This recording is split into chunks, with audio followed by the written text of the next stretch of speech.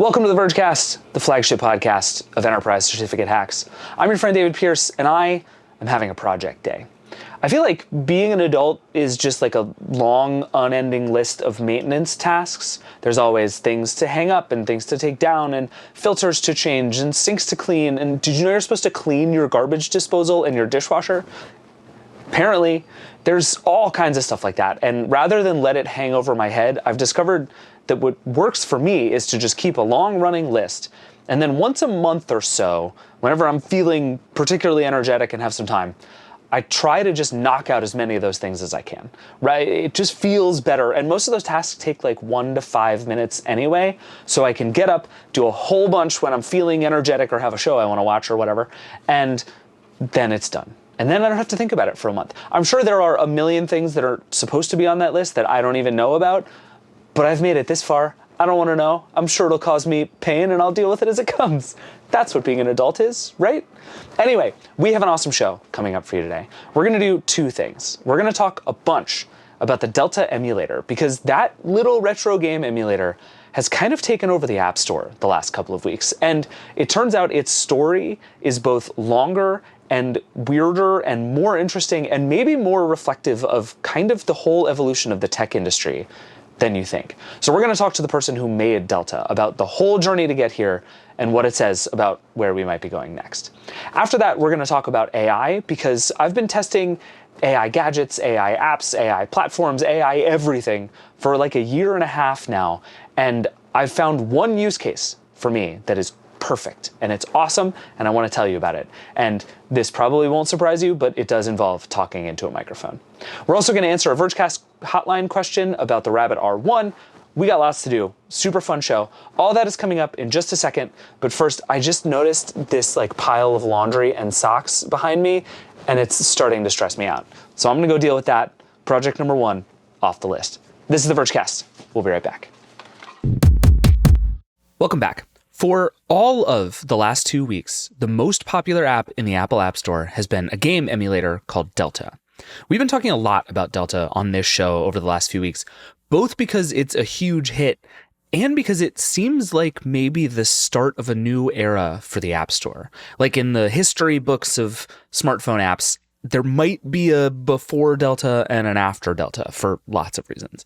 But there's actually nothing even remotely new about Delta.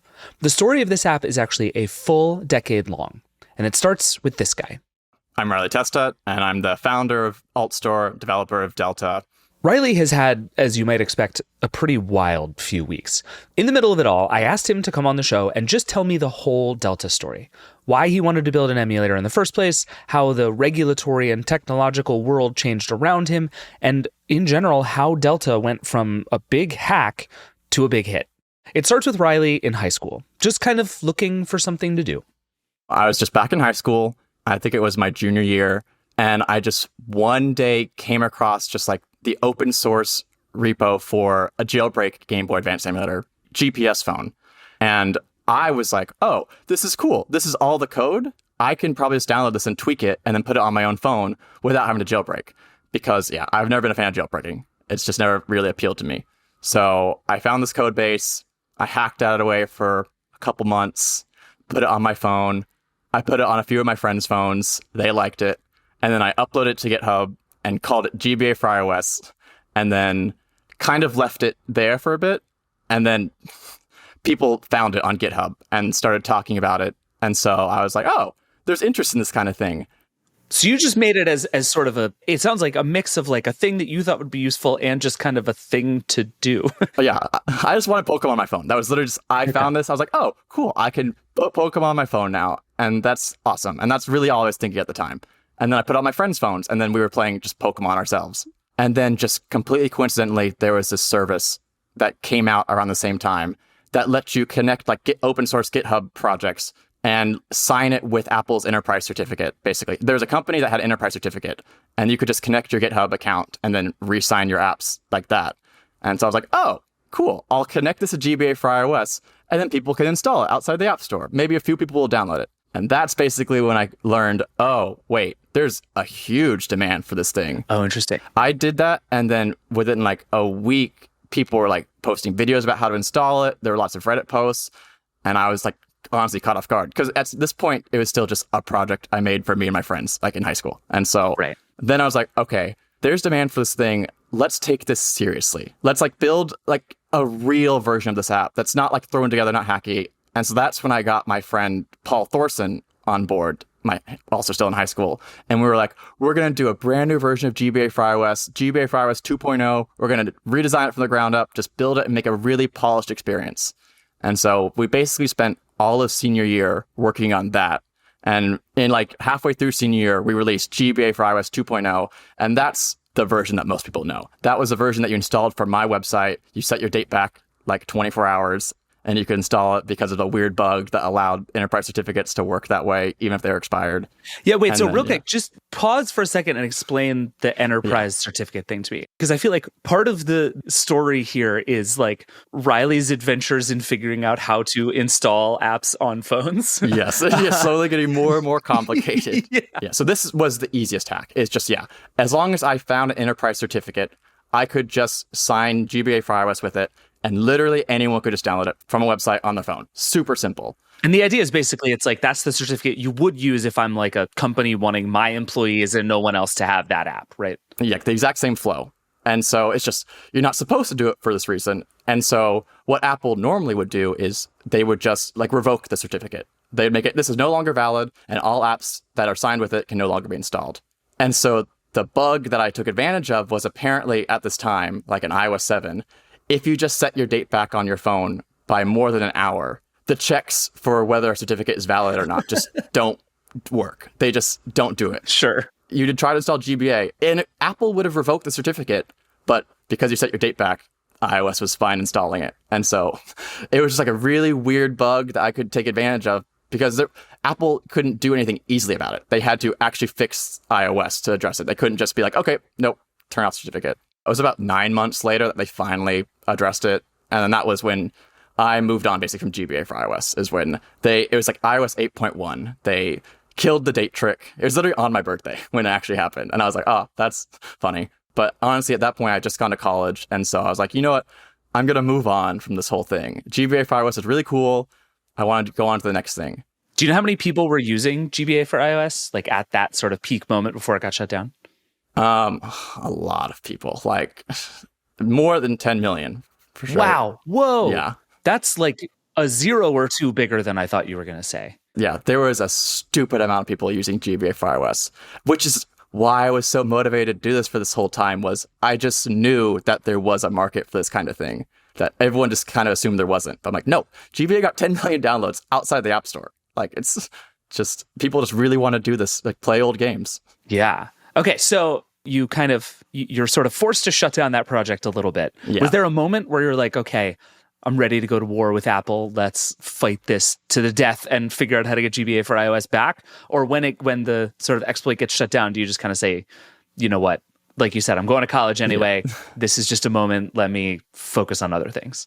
It was basically that. Yeah, I was like, you know what? This is just a sign that I should move on to something else. This was really cool. I'm glad I got to do this. Got a lot of experience. But maybe I'll try to make an app in the App Store next time. That was what I was thinking. I'm like, this is a lot of work to have an app outside the App Store. Yeah. So then that whole thought process lasted like a few months. And then I got bored. And I needed a new app to work on.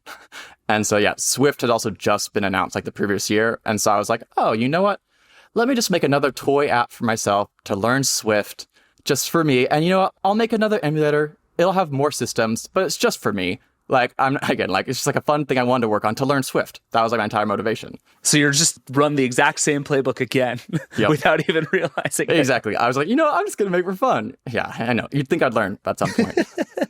Okay. So, and that's where Delta starts. Yes. And so that's the beginning of Delta. Was like, okay, I'll call it Delta and just build it for fun. And that is what I thought I was going to be working on. And then I went to WWDC that year. It was my first time ever at WWDC.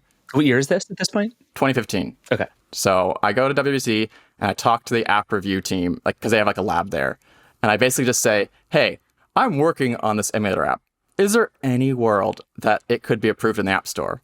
And then they were like, actually, yeah, we'll allow that. You just got to like comply with some weird things. Basically, they said I had to like submit a list of approved games to them whenever I submitted a version of Delta, so that they could just make sure all the games that Delta supports were safe. Like they just didn't want to have like an open pipeline of like games and everything. And so like, okay, fine, that works for me. I'll submit a version of Delta to you, and I'll have like a white list of games that you can play. And then every app update, I'll expand it to include more games. And it seemed like that would be something I could do. And so I was really motivated. I'm like, cool, I'm going to get Delta in the App Store. And so then I spent the next year like actually building it for real. I was like, okay, this is now a real app, no longer just for me. I like really want it to be polished. I want it to be good. I took a lot of my time. I got on my college schedule to be working on it. And then I went to the WWDC next year and I talked to the same person and I said, hey, I'm ready to submit. Can I submit it now? And he was just like, so I talked to some people. We can't allow emulators. And that was just all I got. I didn't get a why. It was just like we can't allow that. And I was just pissed off. Do you think this person was wrong the first time they told you it would happen? Or do you think something happened in that year and they changed their mind? Honestly, I don't know. It's either one's possible. My guess is, though, that they thought it was okay, and then they talked to someone in the year, and then maybe they just had discussions about it, and then they came away basically like, it's not worth the risk. Because I think that's what it's been this whole time. Apple's just like, it's not worth the risk to allow these emulators. There's so much stuff that could open up. So I think they're just like, it's one kid, whatever. We don't need to allow his app in the App Store, and it'll be fine. And at that point, I mean, I confess I was late to the iOS emulation universe, but it seemed, it's a weird thing. Like GBA for iOS was huge, and then it kind of went away. And so I would assume we're back to like lots of pent up demand. People are very excited about it. So it's not like you're the first person in history to ask Apple this question, I'm sure. But at that point, emulation was just kind of, it was sort of nowhere on the iPhone. So I guess for them to say, no, we're going to continue to not allow it is not totally out of character. Exactly. Like, yeah, I wasn't surprised. I was just pissed off. Like, I was just like, I wasted a year of my life working on this. And because you told me I could release it. That was really just all I was feeling. Yeah, that's fair. That's fair. So what do you, at that moment, you're faced again with this same decision of like, okay, do I just call this a successful project? I learned how to use Swift. Let me just move on with my life. Or do I go the other way? I know the answer, historically speaking, but what is that? What is that moment like? Yeah. And this time I was just so pissed off. I was just like, this is not okay. I am going to get this out there somehow. It's just like really what I came to. And at that time, I really didn't know what it would be, but I was just like, I just wanted to show Apple that they can't treat developers kind of like this. It was really just like, I was like, you can't treat us like this. You can't tell us one thing and then change your mind the next year, because real people are spending real time doing this kind of thing. So I just motivated to just, I don't know, prove them wrong. This is the best I could say. And so, yeah, I was like, I'll figure out a way. So then next project is figure out a way. Like, how do you even start? I just got lucky, honestly. Apple had also just around that time made it so that you can install apps from Xcode for free with a free Apple ID. They just changed that rule of right around now so that students could start developing. And so I saw that and I was like, wait, you can install apps for free if you just have an Apple ID? There's something there. Like, I was like, that's all the technical thing I needed to know. I could make something from that. And so that was just like the beginning of AltStore. I was like, okay, I got to do something with this free Apple ID sideloading from Xcode thing that Apple has just announced. Mm-hmm. And then I was basically just like, took a few years to research that, build it up, find out what would be the most convenient flow. Because, yeah, there are a lot of obstacles with that. It was apps installed this way only could last 7 days. You could only have 3 apps installed at a time, this method. So it was just like kind of trying to come up with creative ways to make a lot of these restrictions not as annoying. Like the fact that alt server is a thing was the number one, that alt server could just refresh your apps every week in the background. And when I thought of that, that's when I was like, okay, I think there's something here we can at least work with. That's good enough. So when did the first version of AltStore like work? What was sort of the first version of it that you had that you were like, okay, this does the thing that I need it to do? I think that was 2019 is when I finally had put together all the pieces into one flow. Whereas I had a program on my computer that could install AltStore onto my phone, and then AltStore could send apps to that device or to my computer and then reinstall it. And then it was early 2019. I was like, okay, this can work. Seeing it actually work in practice. It was totally janky. Like the UI was horrible, but just like the fact I could press a button on my phone and it would do everything, send it to alt server and install it was just honestly kind of magical. So explain to me why that worked in the sort of infrastructure of Apple's universe. Like, why did that system work? So the way Apple allows students to test out their apps is they have to have a Mac and they have to be using Xcode and they have to plug their phone into Xcode. And then they have to install an app from Xcode onto the phone. Like you can't just download a file and do it. It's all through Xcode and all through a computer. And so AltServer is basically replicating everything Xcode does. You can have an app file, but iOS can't install an app file on itself. You have to send it to a computer, and then AltServer does the same stuff Xcode does behind the scenes to install it back onto the phone, as if you're a developer testing out yourself. Got it. Okay. And you were able to basically build a thing that lets anyone kind of mimic that system for themselves. Yes. When I set it up, I wouldn't say it was a lot of work, but it wasn't no work. It's a lot. It's a bit, yeah. Especially on the Mac, there's the Mail plugin for a long time. That was just really, it was confusing to everyone. And I was like, oh, this is too nerdy to try to explain even to people why it matters. But just, people got through it. Well, and this is I feel like the sort of ongoing story here is you're finding these increasingly complicated ways to do this and continuing to discover that there is so much demand for something like Delta that people will jump through basically any hoops that you ask them to jump through in order to do this. Yeah, the biggest thing I was surprised about with AltStore is we need to get your Apple ID and password to like log in with your account. And I was like, wow, we really are just asking people to trust us and give us your Apple ID and password. And I mean, we do everything we can with it. We literally don't touch it ourselves. We send it straight to Apple. But I was like, oof, that's a big, scary thing that you really just aren't supposed to give your password to random people. And then nope, people are still giving us their passwords. They don't care. And I'm like, this is cool, but also it makes me nervous for security as a whole that people are just doing, just not thinking about it.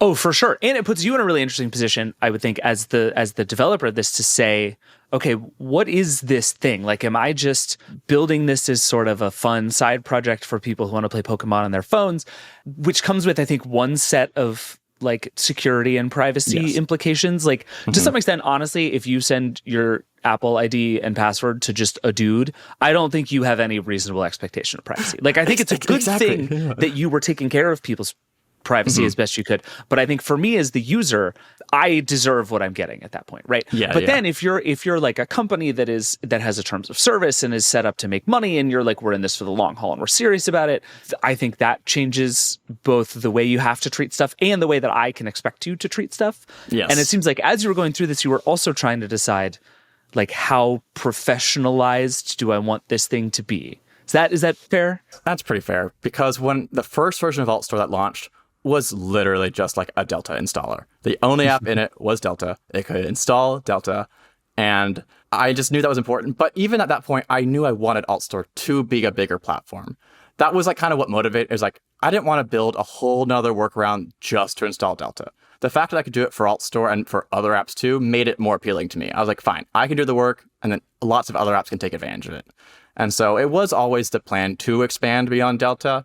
But I just didn't know really what that would look like until probably like a year or so after we launched. And we started actually having some third-party apps wanting to be on the store.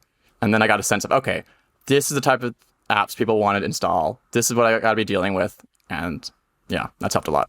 So what was that? Like, we're going to get into the kind of history moved towards you a little bit aspect of this in just a sec. But I am curious in that moment, the idea of like, I'm going to get my third-party app store to be sort of, legitimate in Apple's eyes was completely off the table. Like 2019, 2020, there was just no world in which that was going to happen. But you're talking about, other apps that want to do this kind of stuff. What were you starting to see? What was kind of the like unifying thesis behind apps that wanted to be part of this thing you were doing?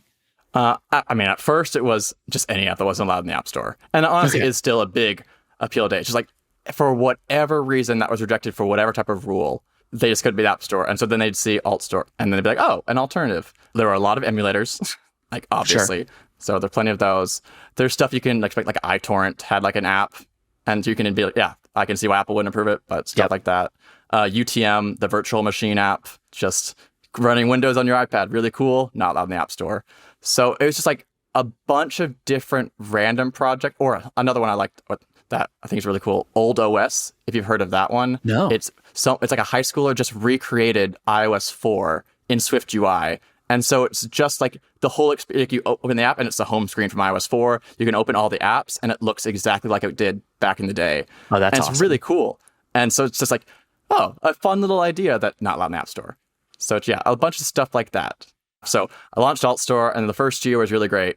But the first year was also a lot, and it was just me working on it at the time. And then I honestly was like, what am I doing here? Am I going to keep with AltStore? Is this ever going to be a real thing? Should I just like move on to something else now? I was really trying to figure out what I wanted to do.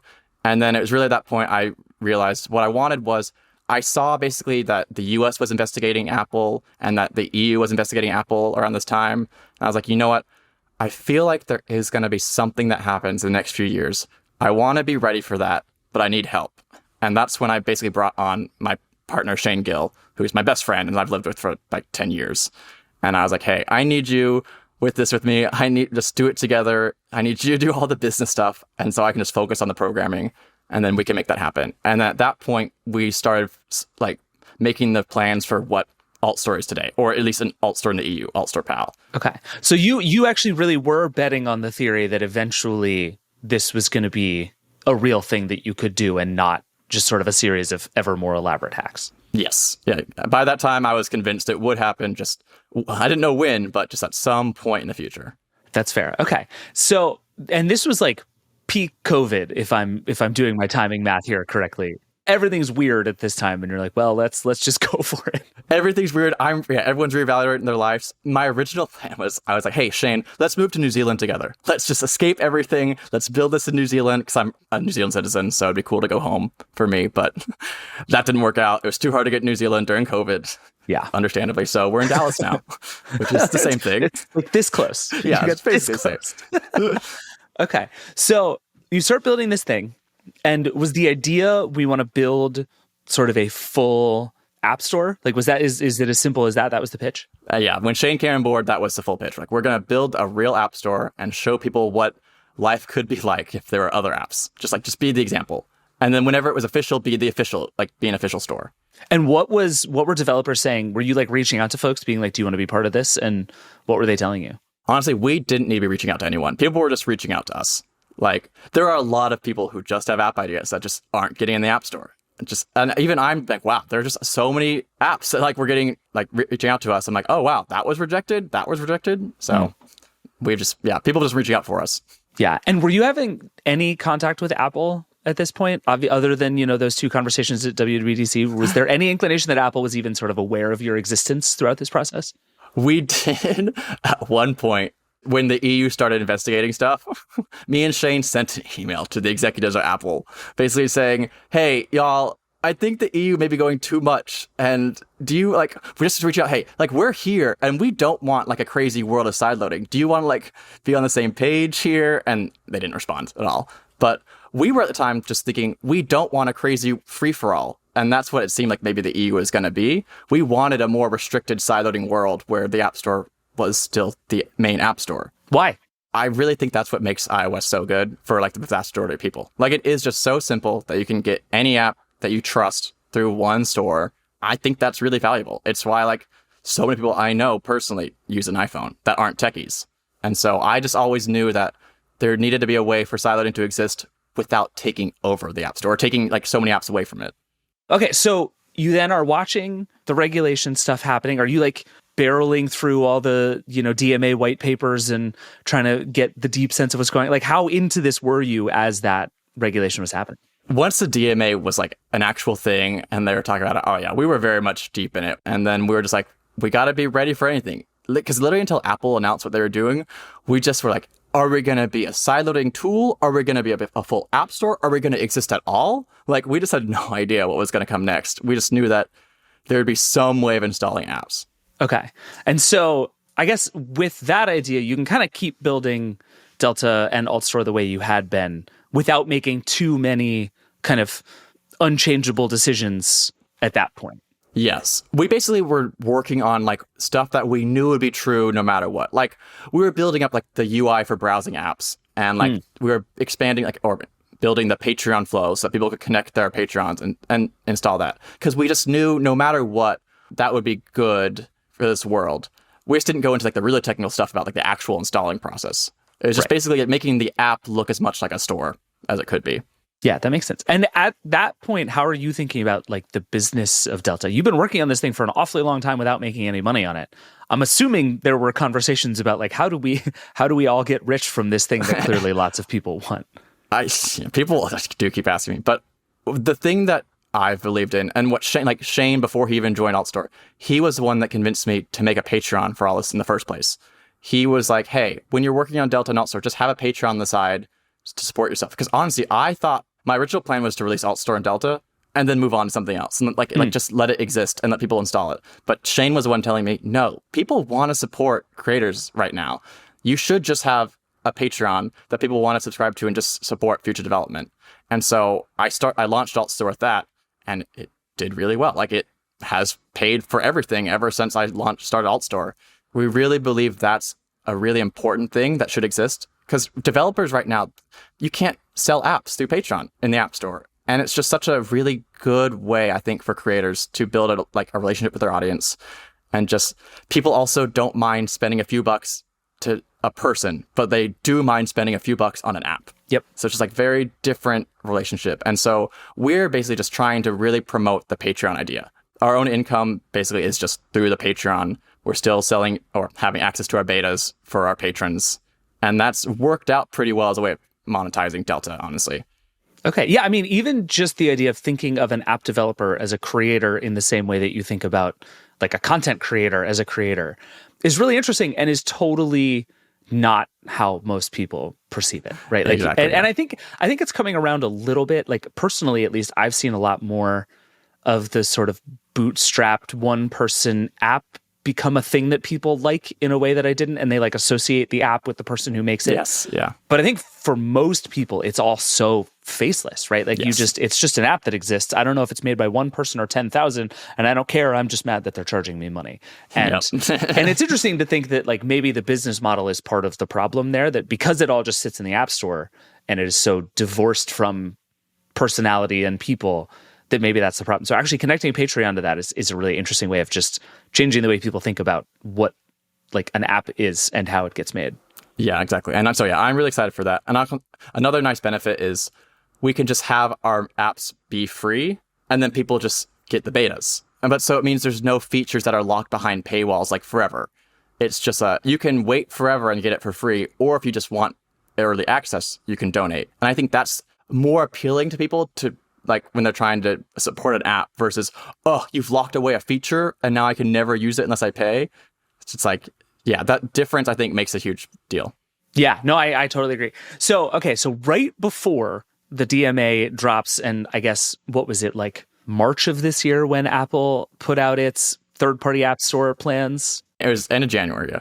Okay, so this year. Yeah, this year. Apple, right before that, what was kind of the status of Delta and AltStore? It sounds like it's growing. People are using it. Like, how were things? Things were good. We had at that point, 4 million users on AltStore, just existing. I was like, oh, wow, this is going great. Things are going great at Delta. We had been prioritizing basically a new version of Delta, 1.5, to release alongside whatever Apple announced. And so we just were working on that. But then basically by January, we're just like, okay, everything's in a good spot. We're ready to go. We just need to know what the hell is happening. And so we're just basically waiting around to see okay, we can do this. We had the store had been finished by then. All the UI was done. Delta was ready. Clip was ready. So you have this thing and you're like, this exists. We made it. It's good. We have absolutely no idea what we're about to do with it. Exactly. That is exactly where we were. What a strange place to be. It was very strange. It was, just because we're just every day we're like, what do we do? We can't move forward in a lot of things. But so it was just a lot of planning and strategizing. Yeah, that makes sense. So then end of January, Apple drops 1 million press releases and technical documents about how all this is going to work. What happens to you on that day? What do you do? Wow. That was an overwhelming day, for sure. And the first thing that we try to do is figure out, okay, can we exist at all in this new world? Because, there's all these restrictions, and we're trying to figure out what the hell an alternative marketplace is. And and so, yes, we spend that whole day basically trying just to parse what Apple's announced. And then we basically are like, okay, we think we can do this. We think we can meet the criteria if we get very creative. Because, the criteria was a lot of things. You needed to have like the standby letter. We need to have a subsidiary in the EU. Right. And just like a bunch of things that we just sat down like, okay, we got to make all this happen in a month, basically. Because we're like, okay, we have until March 7th was like the DMA compliance day. We're like, okay, let's set up a subsidiary. Let's get the standby figured out. Let's build everything. Because also they announced all the stuff we had to build. And it's like, okay, let's build everything we need to do. And then for the next month was like extreme crunch time, just like getting everything done. Shane honestly was incredible. He was calling so many countries to figure out where we could incorporate. We finally incorporated in Ireland. So we have a nice subsidiary in Ireland, which is great. He was on talking to banks to get someone to believe in two people who are trying to do something crazy and they need this. Yeah, how hard was that process? You're like, so we build a game emulator and also other app stores. I'm imagining a bunch of banks are just like, this is a prank call and hang up on you. A lot did. Yeah. So many people just like wouldn't listen to us. It was pure luck that we found one person. His name's Logan. He just like Morgan Stanley, and he understood what we were doing and really wanted to go out of his way to help us. And I honestly think if we had not met Logan, I don't know if we would have got this all figured out. But he was just like, okay, let's do this. I believe in y'all. I can work with my bosses. We can make it happen. That was a big win, getting that one for sure. Yeah, I mean, I remember when the news came out thinking that there were, like you described, a bunch of technical challenges, but there were always going to be a bunch of technical challenges, right? I feel like that you sort of know going in, there's going to be a bunch of weird work you have to do to get this thing to comply with what Apple wants. But the business challenges of just like the hoops you had to jump through as an organization seemed like they were designed to keep almost everybody out, except for the truest of true believers and maybe just the most stubborn people building this thing. Yes, exactly. And part of me wonders if going back a few months, Apple just deeply underestimated your willingness to pick this fight after so many years of picking this fight. You're like, I've been through your nonsense before, Apple. Oh, I know they were caught off guard. They told us that. They like when we end up going to the lab and everything, they just said straight up, oh, we did not expect anyone to be this prepared, especially as a 2-person team. They just did not expect us to be as prepared as we were, which that had to feel good. It did feel good. I was like, cool. But at the same time, I was like, well, then let us launch. It was like, cool, okay, that's amazing. Let us launch. We're ready. Was there any question for a team of 2 whether to invest all this time on something that, at least for now and potentially forever, is only going to exist in the EU? Like, there's a lot of people in the EU, but there's a lot of people not in the EU also. Yeah, I mean, so 2 parts. I'm like, one, I do think this is going to come outside the EU at some point. I think it's just a question of time. So, I expect to see within a few years, it'll expand out to, like, I don't know, Japan, United States eventually. So we view this as, like, the beginning of a much longer process for us to expand. But then the other thing was, like, we had nothing to lose. This is literally all we're doing. All our income is working on AltStore or Delta. We're like, well, we might as well just go all the way with it. Like, what else? Like, why not? Yeah, I mean, I think the long bet, I think, is probably a safe one. Again, it's a question of how long it takes, but I do think you're probably right. It also seems like you were in a position where even if it didn't sort of immediately reach a ton of people, you were going to get so much notice just because this is such a big thing and such a big change that, like, all of a sudden AltStore just appeared in so many headlines in like February and March of this year, which is like... Yes, that was very, very surreal seeing that all of a sudden. Yeah. Yeah, I mean, it's so funny because, like, explaining AltStore to people is like, okay, it is this bizarre sort of convoluted experience where you have to set up a server, and I'm seeing this in like mainstream news articles. I know. I'm like, oh my god, like, oh my god, if my mom asked me what AltStore is, I'm not going to know how to answer that question for her. Same. I explained to my friends, I'm like, don't worry, it's just a tool to install apps, that's it. So then we're almost to the present time, but I feel like we still have not gotten to the single wildest part of this whole timeline. Yeah, that's accurate. So You're building the store. Things are going well. You launch, I think, on launch day, right? March 7th. Was it ready to go? No, we were ready. We were all ready to go, and that was the beginning of like this frustration. So we were invited to a lab in Cork for the Apple to like help us implement our backend and everything. So like a week-long lab for us just to work with Apple engineers to get everything working. So then we flew out to Cork. It was like the week before March 5th. So the end of February, we flew out. Day 1, I showed up. I said, okay, here's everything. We're ready to go. Can we launch? And then they were like, oh, hold on. They expected you to show up and be like, I'd like to build an app store. And instead you show up and you're like, I have built an app store. I really think they expected everyone to show up with like no code base, like to just start from scratch on how to do this. And yeah, so we show up and we're like, here's the entire product. It has store pages, it has everything you could possibly need, downloading works. And then they were just like, oh, wow.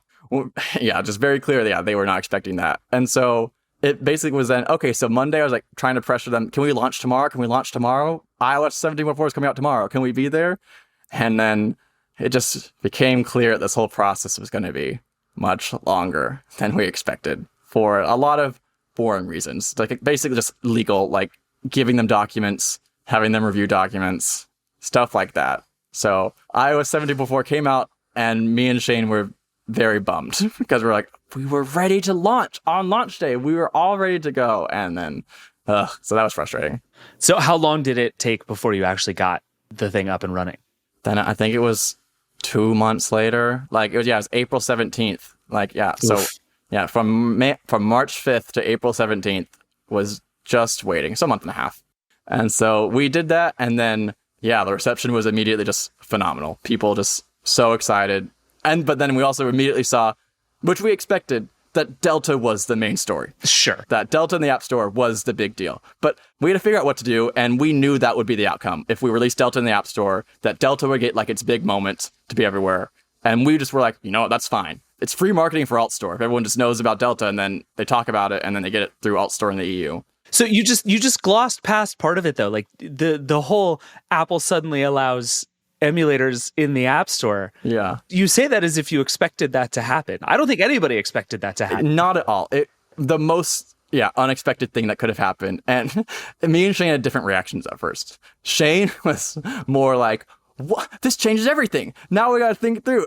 And my just reaction was, wow, what validation that Apple had to change the rules to allow emulators because they were threatened by us about to launch with an emulator. Like that to me was like invigorating. I was like, yes, it means we're doing something right. That Apple is literally like doing something I never thought they'd do because it was the only way they could try to make the story not, the EU now has the best apps. Outside the EU doesn't have the coolest apps. And I just knew Apple, they just couldn't have that story, which is also why emulators are allowed worldwide, is my guess. Is the story just could not have been that the EU has better apps than the rest of the world. Yeah, no, I think that's exactly right. And it is very hard to argue that this wasn't specifically about Delta. Like, I just can't, the timing, It is all about Delta. Because we haven't had a direct confirmation from Apple, but our app, Delta, was being notarized for like 5 weeks. They changed this rule. It's approved the next day. Wow. Oh, wow. It's almost like they were holding it to figure out what they could do about it. Did you get any heads up that they were going to make this change? Nope, nothing at all. Well, and I would guess after that happened, you would have expected it to be big. It sounds like you did expect it to be big, but I feel like it's certainly been bigger than I expected. Like, it is bigger than I expected. It's been nuts, man. It's so validating. Like, I really can't, because we're doing this because we just really believe that people just want to play old Nintendo games or old games. I think it's just a thing people want to do. And for so long, everyone just says, no, that's only for the nerds. It's only for like people who know what they're doing. And I've just been like, you just have to make it accessible. That's all all you got to do.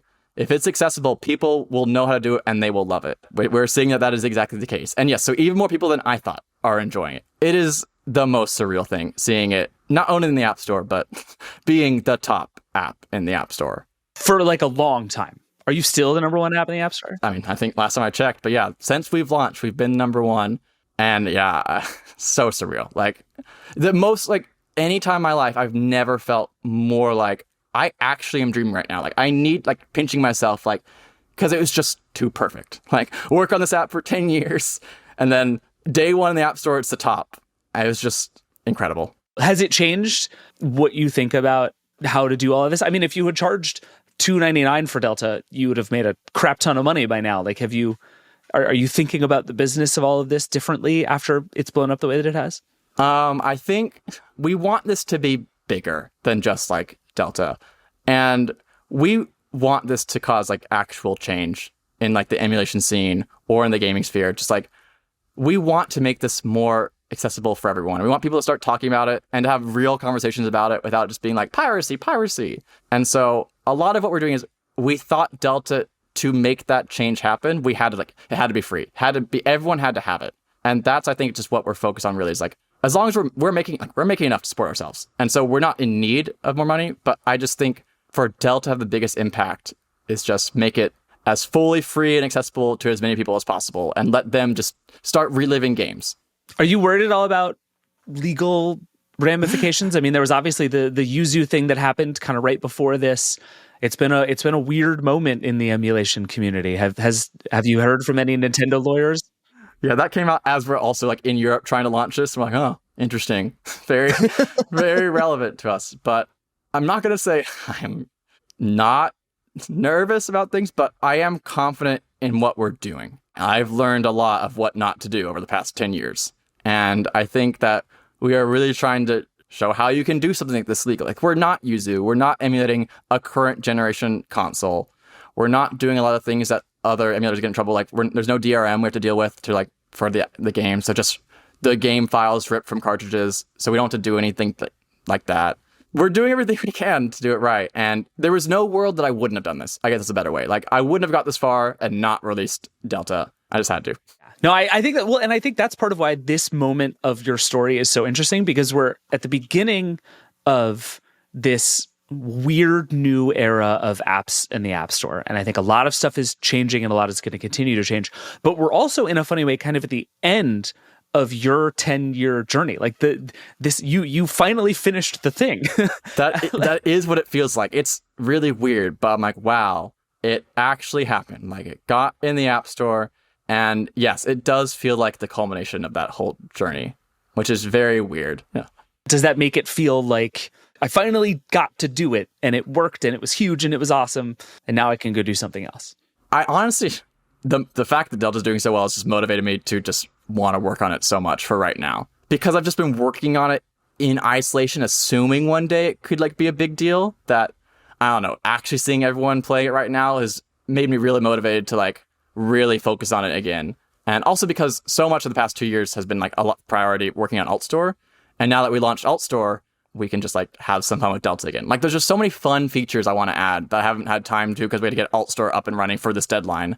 But so I'm looking forward to a lot of that. But I don't know if this is a 10-year thing. I don't know if this is the beginning of another 10-year adventure. To me, I think I'll work on Delta for a bit, and I think I got to finish up what AltStore is. We still have some to do to prove it out. We got to get the third-party apps on there. We got to build up the platform. And I think that's, to me, the next step. It's just making sure that AltStore is a real app store that people are using and happy with. And then maybe I'll be done. And then you will have resoundingly defeated Apple, which very few people can say. That's what I want, yeah. All right, we got to take a break. And then I have to tell you about this weird obsession I've developed in recent months. We'll be right back.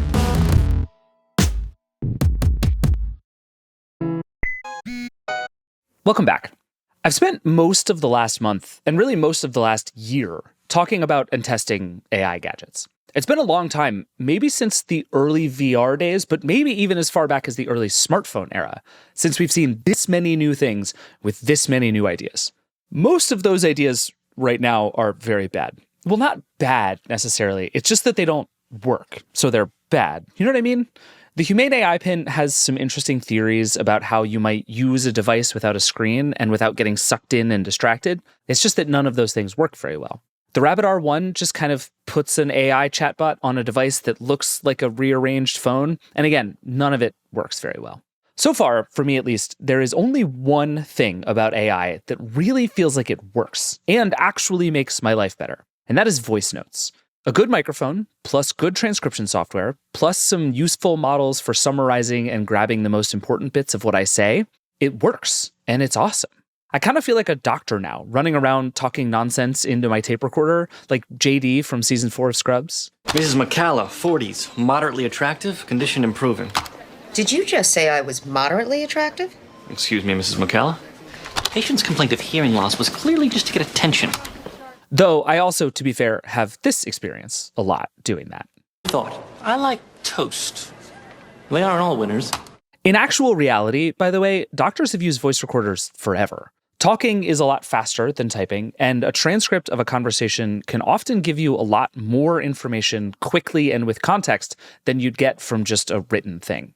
And a lot of doctors are now using AI to help summarize those transcripts and help them find key information later. Because the problem with recording everything on a voice recorder is that it's a lot of information, and it takes a lot of time to parse through it all. Listening to your own voice for hours at a time just to find that one thing you said, not fun. The big thing that happened to make all of this stuff work recently is that OpenAI built a speech-to-text tool called Whisper. When OpenAI launched it in 2022, it said that the model, quote, approaches human-level robustness and accuracy on English speech recognition. In its blog post announcing it, it used this audio as an example. This is the Micro Machine Man presenting the most midget miniature motorcade of Micro Machines. Each one has dramatic details, terrific trim, precision. That's a guy named John Moshita Jr. doing a commercial, by the way. He's actually in the Guinness Book of World Records as the world's fastest talker. I've now listened to that ad approximately 1 million times, and I do think Whisper gets one word wrong. It says R near the end, and I think Moshita says and. But I can't even tell for sure, and that's all Whisper missed. That's how good this is. OpenAI reportedly developed Whisper as a way to transcribe millions of hours of YouTube videos in order to get training data for its GPT models, which is a strange and somewhat nefarious way to have gotten to this point, but let's just leave that aside. Now we have this open source Whisper model that works incredibly well and is being used all over the voice notes world. The first gadget I got to try all this out is called the Plaud Note, Plaud. It's a $160 recorder about the size of a credit card, just a little thicker and a little heavier. It's just a microphone, basically, that connects to an app on your phone to store and process all of your recordings. You just press the one button on the Plaud to start recording, and a little red light turns on to let you know it's working.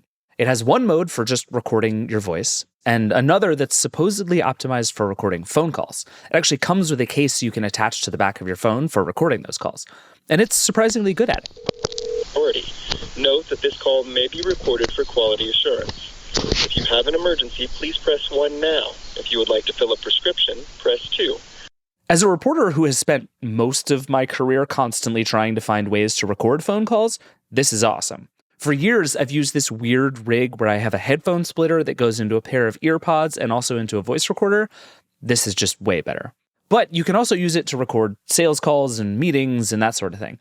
Plaud definitely imagines the Note as a business tool first and foremost. I have been using it mostly for things like to-do lists, or when I wake up in the middle of the night with a fun idea and want to get it down before I forget. And I love using it while I wander around my kitchen to see what needs to go on the grocery list. Okay, this is my grocery list for the week of May 1st. I need bagels, potatoes, almost out of bread flour, so I should get bread flour. I need more paprika, but the smoked paprika, not the other stuff. So I record that, and then a few seconds later, I open up the Plaud app, which is very bare bones, but works basically fine, and that recording shows up. I open it up, and I get 3 options: transcription, summary, and mind map. Mind map is useless. Let's not worry about mind map. I tap on transcription, and it asks what language the recording is in and what kind of note it is. Call, meeting, interview, task assignment, that kind of thing. I pick task assignment in English, and a few minutes later, I get a full and very accurate transcription of my grocery list. That's kind of useful, but really what I want is for this to just make me a grocery list. So I tap on summary. It tells me at the top, the meeting outlined the necessary grocery items to be purchased for the upcoming week, ensuring a sufficient supply of food and essentials. Which is true, I suppose, but totally unnecessary. And then it gives me the list, all as a single action item. This is not what I was hoping for, but all the stuff is here. And the coolest part is when I said I was good on peanut butter and good on coffee, it actually kept those things off of the list, which means it actually in some way understood the difference between me saying something and me deliberately adding it to the list. That's the stuff, right? The Plaud Note is very cool, but it's expensive for just a voice recorder. And you do also have to pay $80 a year for the AI features. That is a lot for a grocery list tool. So instead, I turned to the Rabbit R1, a more full-featured AI device that in general is pretty bad. It can't do a lot of what it promises, but it can record, transcribe, and summarize audio. So I started carrying this thing around just to see how it would do with to-do lists and journal entries and all that stuff as well. This is me testing out the voice recorder. Let's see what I have to do today.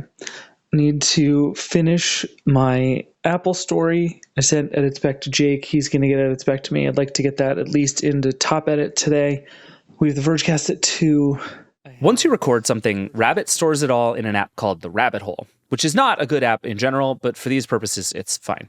It pulled out a very basic plain text list of stuff from my note, in addition to just giving me access to the recording itself. And it got most of the stuff on that to-do list that I said, but it did just completely ignore a couple of things. And since Rabbit doesn't just make a transcript and let you see it, I don't actually like this one quite as much. At least it is easy to download the audio and upload it somewhere else, which is something. And the mic is pretty good. I need to write the container post for tomorrow, but I can do that tonight while Anna's at class. That's my day. But in general, buying a whole device just to record audio is probably only for the most dedicated users of this stuff. The main advantage of a dedicated voice recorder is that the battery tends to last a lot longer, they tend to have better mics, and also because they're not an app, you don't run the risk of weirdness with background apps shutting down, or getting a phone call in the middle that screws everything up, or just loud pinging notifications constantly popping up in your recording. Not everyone needs a voice recorder all the time, but if you do, you'll probably appreciate it being a dedicated device. But if you want to get most of the functionality of those devices, but you'd rather just use your phone, oh boy, do I have good news for you. There are suddenly a million apps out there that are making use of Whisper and other models, especially from OpenAI, to transcribe, summarize, and make use of all of your audio. You can basically Google and find 1,000 options, but let me just tell you about two. The first is called Cleft Notes, and it works on Mac and iOS. This one I think is the best voice notes app I've tried, period. You open it up and hit record, and it shows this amorphous, meshy blob that moves as you record, which is kind of delightful to look at. Like most other apps, it gives you both a full transcription of your audio and tries to make some sense of it after you finished. But Cleft goes further, actually. It tries to format and structure everything you said, so that if you come out of a call and you want to write down some takeaways. Okay, I just got off the call where we were planning Steve's bachelor party. It sounds like the plan is to go to Myrtle Beach for 3 It then days. Turns that into a document with bullet points and numbers and headings. It's not always right, but it's usually actually a pretty good start. Like that voice note I just played turned into a Cleft note with an itinerary, golf plans, a transportation section, a food and drink section, and a note about renting golf clubs. It's written strangely formally, but it is really helpful. There are, like I said, tons of apps that do this. And since they basically all use OpenAI's models, they're all roughly equivalent in terms of the actual quality of the transcript and information. But I just want to quickly mention one other app I really like. It's called AudioPen. And it's a web app, which means it works everywhere. And it's super easy and fast. You just record some audio. My grocery list for today. I need eggs, I need nut butter, I'm good on coffee and good on tea. I need red wine for this weekend. I need coffee filters. I need 3 balls of mozzarella for pizza. Once you do, it gives you the same summaries and information as the rest. But what I really like about AudioPen in particular is that if you pay the $99 a year for AudioPen Prime, which gets you more transcriptions and storage and whatnot, you can also tell it how to format what it creates. So if you want everything in bullets or paragraphs or like iambic pentameter, you can do that. Here, for instance, is my grocery list in iambic pentameter, which I had a different AI from 11 Labs read out loud. Eggs and nut butter I require. On coffee, tea, I'm satisfied. Red wine for weekend. Filters too. 3 mozzarella balls will do. Pepperoni for pizza's taste. More bread flour, not to waste. Broccoli, mandarins combine. And peaches sweet. These fruits divine. You probably don't want your groceries in iambic pentameter. More likely, you'll want to tell it to be formal for business stuff, or write like an author you like, or something. But it works pretty well, whatever you pick. And it even goes another step toward turning my rambling thoughts into something that feels finished and useful and not just like rambling thoughts. Another thing you can do in AudioPen is upload existing audio. So like if you have a meeting you already recorded and now need to get something from, or you want notes on a YouTube video you liked, you can just dump the audio in and get info out. I've heard a lot of people say recently that summarizing YouTube videos is one of their core uses for ChatGPT and other AI models. And this is another way to get the same kind of thing. You could put this podcast in and it would probably give you some information. Basically, all of these tools do cost money if you want to do stuff like that, at least if you want to use them heavily. Whisper is an open source model that anyone can use. You can actually download it to your computer and run it locally if you want to. But it is really computationally intensive. And for all the summarization stuff, these apps still are mostly using OpenAI APIs anyway. Oh, one exception I should mention, actually. If you have a Google Pixel phone, the built-in Pixel recorder is a terrific voice recorder, and there's a new summarize button in there that also works really well. Apple's Voice Memos app doesn't do any of the transcription or summarization stuff, but I wouldn't be shocked if that's coming soon. In the last few months, I've been using AI audio for lots of things. Meeting notes, to-do lists, searchable transcripts of YouTube videos that I want to refer back to, but I actually like it best as a journal. I've never been good at keeping a journal over the years because it always involves taking the time and sitting down to do it, and it's an activity and it's a whole thing. But now I can just sit down in the morning and quickly brain dump everything I'm thinking about while I brush my teeth. Today is Wednesday, May 1st. The first thing I have to do is finish up the Apple story and my Rabbit review. I also have to book train tickets to get to New York for tomorrow. Should be a relatively chill And then day. At the end of the day, while I'm doing dishes or getting ready for bed or just walking around, I can just ramble about what happened that day for a few minutes. I was in Chicago today for the Chicago Humanities Festival. It was a really fun day. We did a good job of, I think, not having the whole thing be a bummer, but also having it not be too sort of Pollyanna-ish optimistic. When I do that, I now get, instead of just an audio file, a really good transcript that I can find again later, and a nice summary of the key points of everything I talk about. It's both incredibly low effort and surprisingly useful. Honestly, I hope Day One, which is the journaling app I've been trying to force myself to use for like a decade now, adopts some of this stuff. This feels like a good way to get things into a journal. Honestly, I think these apps and devices are kind of perfectly indicative of how AI works right now in general. For all the hype over image generation and AI's abilities to write emails for you or, replace your job entirely, the thing these models do best is take a bunch of information and try to simplify and summarize it. That's handy if you're trying to get the gist of a long legal document or you want to know what a podcast was about before you devote 90 minutes of your life to it. That's why I'm so intrigued by Notion AI and all the other tools that aren't trying to understand all of the universe's information. They're just focused on the stuff that you care about and making sense of that. That is a really good use case of AI, if you ask me. And it's working pretty well for me because, as you guessed, I do love rambling into microphones. Actually, you know what? I should stop doing that for a minute. We're going to take a quick break, and then we're going to come back and take a question from the Vergecast Hotline. We'll be right back.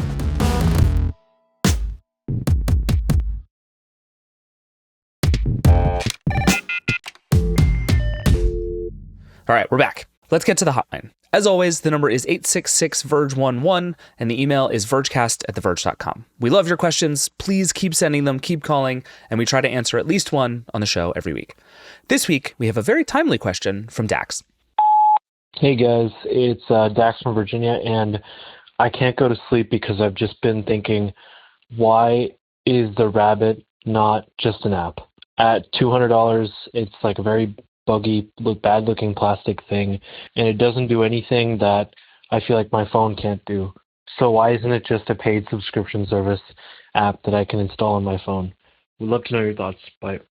I've been thinking about this a lot. I have the Rabbit R1 in front of me. I have used it a ton. I just reviewed it. It's on the site.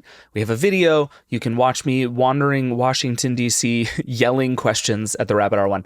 And I've been thinking about this question a lot ever since really using the Humane AI pin. What are these devices actually for? Why are they devices? And I think I have a cynical answer and I have a non-cynical answer. The non-cynical answer is that I think there is room for something that isn't a smartphone. In a funny way, we're actually going through the beginnings of an unbundling process in a lot of ways. I think there is a set of people who are realizing that they want multiple devices for multiple things. The idea that I should just have a smartphone that does everything was never really true. I mean, think about that brief moment where we tried to use our smartphones as TV remotes. It turns out that having buttons you can press without having to look down at is a good idea. Something like the Ray-Ban Meta smart glasses, I think, is really interesting, or the Snap spectacles that they've been working on for years. The idea that actually a camera that's not in my pocket but is on my face is actually a good idea. So I think there are some things that should have been shoved into the phone, right? Like my phone as a music player and not necessarily needing a dedicated music player makes a lot of sense. But I think there is room for some kind of AI device that isn't your phone. The idea that it could be a little more accessible, it could be closer to your face and mouth and eyes and the sort of biometric stuff that actually can make AI really useful. My guess is that's probably something that looks more like a smartwatch or a pair of glasses than it is a sort of dedicated handheld device. But the reason I was so intrigued by Humane is I think the idea of a wearable that's like on your lapel, kind of always within arm's reach, is really interesting. That's also how I felt years ago about things like Alexa and Google Assistant and the idea that, I can talk to technology without having to pull my phone out, look at a screen, unlock a thing. This idea of ambient computing that's been floating around actually requires lots of different kinds of devices. I think the smartphone is going to keep being the main one for a long time. And I think any product that tries to subvert that and say, ditch your phone and use this other device is just going to fail because A, people don't want to ditch their phone, and B, you shouldn't. Phones are great and they're useful and they do lots of things. But we can attach stuff to phones that does more things in more ways. And I think that's going to be very cool. The AI gadget remains to be seen, but there are ways it could work, and there are ways it could happen, and there are ways that it might be exciting. That's the non-cynical answer, is I think there is something here. The cynical answer is that they're just desperately trying to find a way to sell you something. We have gotten into a place in the smartphone market where there are two companies, Apple and Google, that are total gatekeepers for the entire industry, right? If you want to do something on the iPhone, you have to play nice in the App Store. You have to play by Apple's rules. You have to give Apple a cut. That is just how it works. Same in the Play Store. There's like a little more openness in Android, but for all intents and purposes, if you want to be on Android, you have to play by Google's rules. That means there are certain kinds of things you just can't do. That means there are certain kinds of apps that you can't make a real business out of because of the way that Apple's rules work. And so what you're left with is saying, okay, there are two companies that are just going to tax us every time we want to do anything. And I think we've kind of spent a decade watching companies that didn't win in mobile try to win in the next thing. And I think in a huge way, that was why then Facebook, now Meta, bought Oculus all those years ago, because it was saying, okay, we think that there is going to be a huge new VR platform and we cannot lose it again to Apple or Google because there's so much money in being Apple and Google. You get to do all kinds of things. You get to insert yourself in the middle. You get to take the tax. You get to become a huge ad business. You set the defaults. It's just a massively powerful thing to be. And so when there was the idea that, okay, VR is the next thing, you saw a bunch of companies chase VR. When everybody thought AR was going to become the thing, that was where Snap showed up and was like, we're a camera company and we're going to build spectacles and we're going to take over. And, the HoloLens did it and Magic Leap did it. And there was this crazy rush to not just be the first great device, but be the first great platform. The same thing is happening right now in AI. As I talked to both Humane and Rabbit, and frankly, a lot of other companies in this space, the idea is to start with hardware, right? You build a product, you make people buy the product, you make people like the product, and then you build a platform out of it. Humane's big idea is this thing called Cosmos. That's their operating system. They're hoping basically to have an app store for Cosmos. You'll be able to use the APIs to plug in. It'll work on lots of different devices. Like, they are very much trying to build a software platform with the size and power of iOS or Android. Rabbit has been a little less ambitious about how it talks about that. But when it talks about the large action model, this thing that can actually go and use the apps you use for you, that's the same thing, right? Like, there's a version of this that is kind of hacky, that is you teach the system how to do it, but there's a much easier version that is just partnering with companies that exist and have existing products. And for Rabbit, if it can be that center point, the sort of place that you go to use the apps, that's very powerful. OpenAI is trying to do the same thing with the GPT store and custom GPTs. Google, I suspect, is going to start to push into that pretty hard. I think you're going to start to see Apple have AI APIs that you can plug into. The idea is just, if you can be the sort of hub for all the different features of AI, that is going to be hugely powerful. We've seen in this first phase a bunch of companies kind of try to do everything, right? You build the one huge perfect model, that solves all your problems. Everybody uses it for everything. The end. I don't think that's the future. I think the future is actually sort of an interconnected galaxy of models and systems and tools that you use. And so the question then is, who sits in the middle? What is the platform that you use that translates all of that stuff for you and picks the right agent depending on what you need?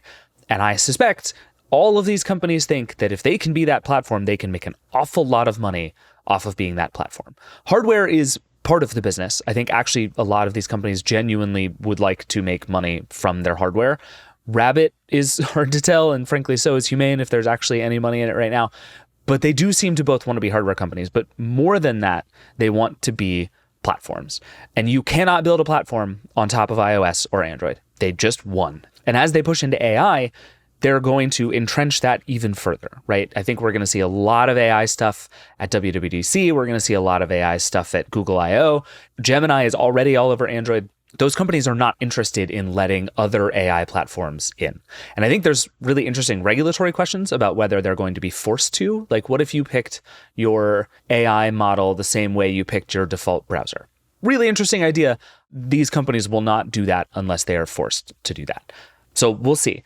But the way that these companies are thinking is that the only way in is to build a new thing that doesn't require a smartphone and start to slowly siphon you away from these two companies, Google and Apple, that have essentially owned our internet experience and have been between any company that wants to build something and you for 15 years.